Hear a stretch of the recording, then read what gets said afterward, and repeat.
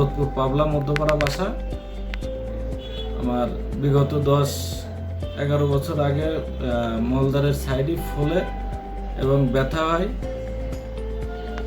সেখান থেকে কিছুদিন ওরকম থাকার পরে হোমিওপ্যাথিক ডাক্তার দেখালে সে ওষুধ দেয়, দিলে কিছুদিন কমার পরে আবার কিছুদিন পরে আবার ফুলে ব্যথা হয়, ফুলে এবং সাইড দিয়ে নালে এটা ফোড়ার মতন হয়ে ওখান থেকে ফাইটে পুষ বেরোয়।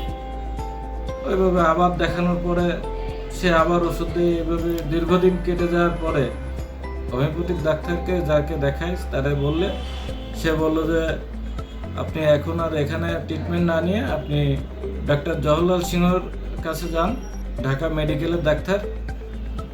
স্যারকে দেখে বলে যে আপনার এখানে ফিস্টুলা হয়েছে এবং এটা মেলা গভীরে, যদি আপনার এটা অপারেশন করা লাগবে এবং যদি আপনি কেটে অপারেশন করেন তাহলে এটা 3 মাস সময় লাগবে সারতে, আর যদি লেজারের মাধ্যমে অপারেশন করেন তাহলে এটা আপনি দ্রুত সেরে যাবে। সে আমাকে লেজারের মাধ্যমে অপারেশনটা করে, বিগত 10/8/23 অপারেশনটা করার পরে 15 দিন পরে আবার আসতে বলে।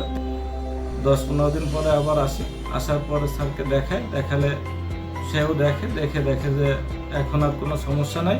আর আমিও নিজে অনুভব করি যে না, আমার ওখানে আর কোনো সমস্যা নাই।